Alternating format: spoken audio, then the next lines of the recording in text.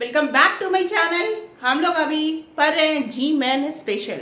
जी main का भी exam आपका नॉक कर रहा है डोर और हमको उसके लिए पढ़ना है। तो how to prepare for the JEE main at this time. इस समय हमको कैसे प्रिपेयर करना है। इस समय आप सिर्फ और सिर्फ सारे फॉर्मूलाज कलेक्ट करिए एक जगह एंड प्रीवियस ईयर के क्वेश्चंस को बार बार बनाइए। अगर न्यू कंसेप्ट और एग्ज़ाम से 2 to 3 डेज सिर्फ केमिस्ट्री बहुत बार पढ़ी है, बिकॉज उसका जो भी आप पढ़ोगे ना डायरेक्टली आपको वहाँ पे हो सकता है एग्जाम में आ जाए, है ना। तो वो उस समय एंड अभी आपको क्या करना, पास्ट ईयर के क्वेश्चन जितने आपने तो पिछले साल के जितना फरवरी मार्च अप्रैल मई जितना पेपर है ना, सब वो इवनिंग मॉर्निंग 2 सेशंस के सारे आप कर लीजिए, ठीक है। वो करने के बाद आपका प्रिपरेशन आप खुद ही जज कर सकते हो कि आप उसमें से अगर अच्छा कर रहे हो, अच्छा क्वेश्चन सॉल्व कर रहे हो, तो then you will qualify. And otherwise अगर क्या मान लो कि अगर कुछ सेक्शंस आपका छूट गया है या वो सेक्शन आपका वीक है, तो एट दिस टाइम वो आपका स्ट्रांग नहीं हो जाएगा, है ना।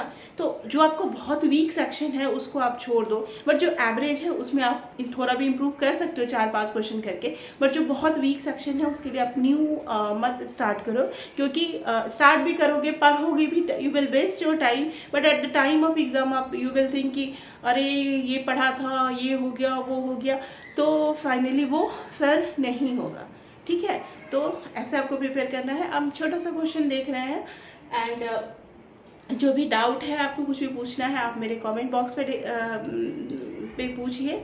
और आप IIT-JEE क्लासेस एसिम्प्टोट इंस्टाग्राम में भी आप हमको फॉलो कर सकते हैं एंड वहाँ में भी आप हमको क्वेश्चन पूछ सकते हैं। फेसबुक भी है IIT-JEE क्लासेस एसिम्प्टोट, वहाँ भी आप अपने क्वेश्चंस को डाल सकते हैं। बहुत सारे स्टूडेंट आते हैं एंड बहुत सारे स्टूडेंट का हम रिप्लाई करते हैं, ठीक है। एंड जो भी अगर क्लासेस करना चाहते हैं ऑनलाइन या ऑफलाइन, तो वो प्लीज़ आप मेरे वेबसाइट पे लॉगिन कीजिए www.gmantra.co.in और वहाँ पे जाके आप इंक्वायरी बॉक्स में आपको कोई भी, आप इंडिपेंडेंट 1 सब्जेक्ट भी पढ़ सकते हो। ऐसा नहीं कि आपको तीनों सब्जेक्ट पढ़ना होगा JEE के लिए, नीट के लिए, जो भी। और इवन कि आपका वीक सेक्शन है, सपोज करो आपका फिज़िक्स का पार्ट 1 का 3 to 4 टॉपिक्स आपका वीक है, आप उस चीज़ डायल करके आप लिखो और उसको हम लोग करेंगे, ठीक है। सपोज करो इनऑर्गेनिक वीक है तो इनऑर्गेनिक का, तो इस तरह से हम लोग वो क्लासेस भी करेंगे। तो आप लॉगिन कीजिए एंड मेरे वीडियो को लाइक कमेंट एंड सब्सक्राइब करना नहीं भूलिएगा, ठीक है। क्वेश्चन क्या है, ए बटरफ्लाई इन नॉर्थ ईस्ट डायरेक्शन। एक बटरफ्लाई है, ऐसे वो कहाँ जा रही है, नॉर्थ ईस्ट डायरेक्शन। तो हम लोग कैसे डायरेक्शन बनाते हैं, जैसे हम लोग एक्सिस बनाते हैं ना, एक्स एक्सिस वाई एक्सिस। तो जो एक्सिस पॉजिटिव एक्स एक्सिस को ईस्ट बोलते हैं, वेस्ट बोलते हैं, ये नॉर्थ हो गया एंड साउथ। अगर नॉर्थ और ईस्ट दोनों ज्वाइन करके रास्ते के दिखा है, इसका मतलब क्या होता है कि वो 45 डिग्री के एंगल पे है, यानी ये 45 डिग्री पे है। और ये जो बटरफ्लाई है 4√2 मीटर पर सेकेंड से चल रही है। आपको डिस्प्लेसमेंट निकालना है, मतलब x बराबर ut निकालना है ना। ऐसे मतलब ये x निकालना है, मतलब वेलोसिटी में टाइम का यूज करके। And wind is blowing from south to north, यानी विंड का डायरेक्शन क्या है, साउथ से नॉर्थ, यानी 2 चीज़ फ्लो कर रहा है। एक बटरफ्लाई जो नॉर्थ ईस्ट डायरेक्शन में जा रही है और विंड नॉर्थ से साउथ जा रहा है, यानी विंड का जो डायरेक्शन होगा क्या होगा, -j की तरफ होगा। एंड दो बटरफ्लाई का क्या होगा, 4√2, और 4√2 के 2 कंपोनेंट्स लेंगे, तो हम लोग इसको कहेंगे 4√2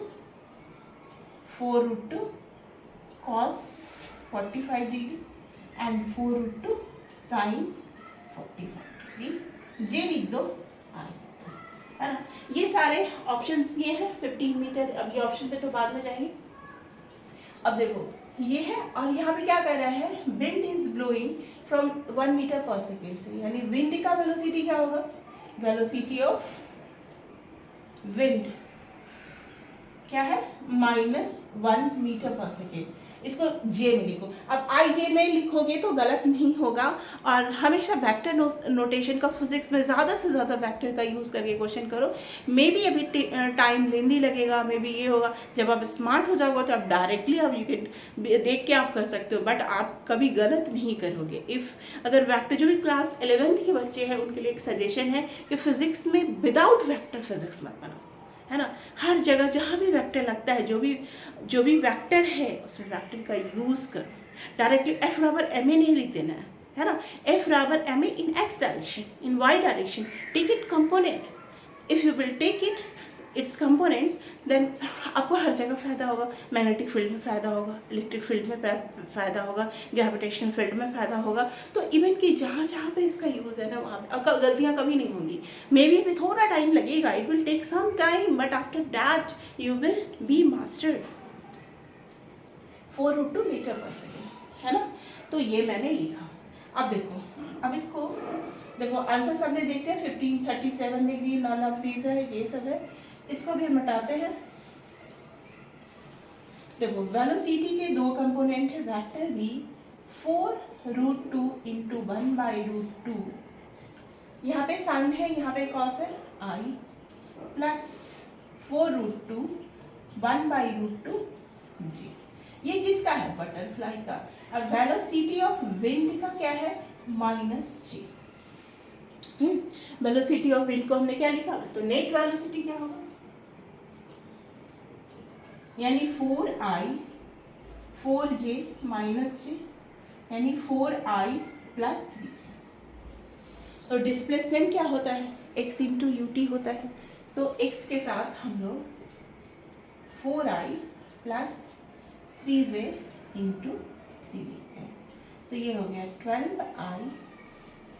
अब ऐसा नहीं तो 3 को बाहर ही रहते हैं फास्ट करने के लिए डिस्प्लेसमेंट। तो मॉड x का वैल्यू क्या हो जाएगा? 16 and 9 25, इसका मॉड लेंगे तो ये हो गया आपका 5 इंटू 3 15 हो गया। और जब वेक्टर में हमने पढ़ा है डायरेक्शन कैसे निकालते हैं, तो जो नेट वेक्टर आता है उसमें कंपोनेंट ऑफ tan थीटा बराबर क्या होता है? कंपोनेंट ऑफ y क्या है? 3, कंपोनेंट ऑफ x क्या है? 4, तो 3/4 लिखोगे। डायरेक्शन हो गया tan इनवर्स 3/4, और थीटा को हमने ये, तो ये जो डायरेक्शन हो गया हमारा theta is equal to tan inverse 3/4। तो दोनों के लिए हो गया विंड और इसके लिए। तो ये डायरेक्शन हमारा tan इनवर्स 3/4। हमको पता है साइन 30 cos 37 डिग्री, ये 37 डिग्री होता है। तो इसका आंसर हो जाएगा 15 मीटर 37 डिग्री। अब ये कहाँ से कहाँ तक होगा? North to east and to east. ये जो ऑप्शन है वो करेक्ट। आई थिंक ये जो फर्स्ट ऑप्शन था, पिछले म्यूट करके आप देख लेना, फर्स्ट जो ऑप्शन था वो सही हो जाएगा। फिर इसी तरह बहुत सारे इजी क्वेश्चन हैं, जीवन में काफ़ी इजी क्वेश्चन है, वो करो। और ठीक है।